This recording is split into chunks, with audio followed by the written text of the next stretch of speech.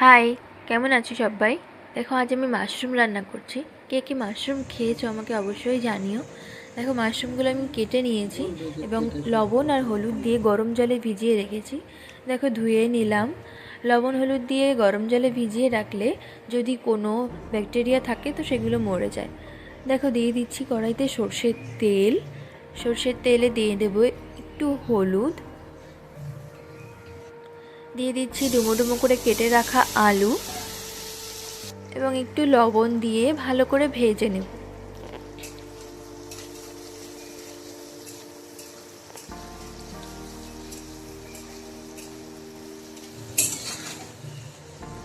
আলু ভাজা হয়ে গেছে, এবার আলুগুলো তুলে নিচ্ছি।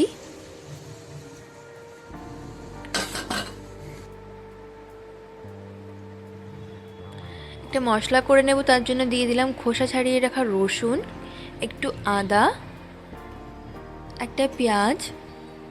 তোমরা জানোই আমি কাঁচা লঙ্কা ভালোবাসি, তার জন্য কিছুটা কাঁচা লঙ্কা, একটু জিরে এবং একটু ধনে।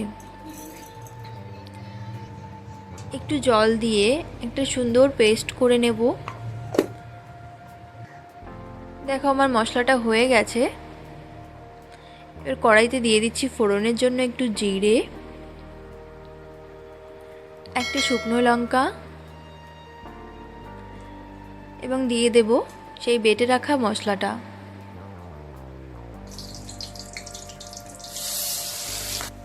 একটুখানি হলুদ আর স্বাদ মতো লবণ দিয়ে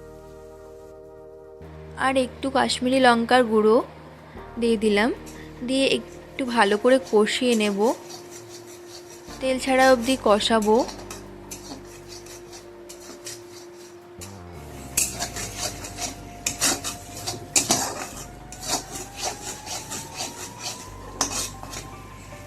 দিয়ে দিচ্ছি একটা টমেটো, আর একটু সময় কষিয়ে নেব টমেটোটা সেদ্ধ হওয়া পর্যন্ত। টমেটোটা গলে আসলে আমাদের কষানো হয়ে যাবে। দেখো কষা হয়ে গেছে। এদিকে আমার ভাত হচ্ছে, ভাতে দিয়ে দিচ্ছি আমলকি সিদ্ধ। কে কে খাও জানিও। দিয়ে দিচ্ছি ভেজে রাখা আলু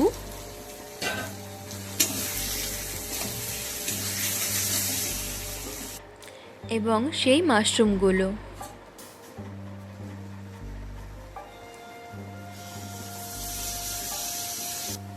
মাশরুম এবং আলুটাকে মশলার সঙ্গে ভালো করে কষিয়ে নেব। দেখো আমাদের সুন্দর কষানো হয়ে গেছে। এবার দিয়ে দিচ্ছি জল।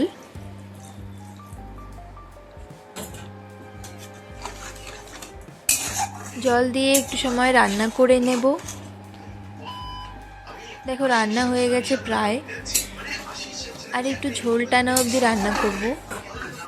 এবার দিয়ে দেব ক্যাপসিকাম। ক্যাপসিকাম আগে দিলে গলে যেত, তার জন্য পরেই দিচ্ছি।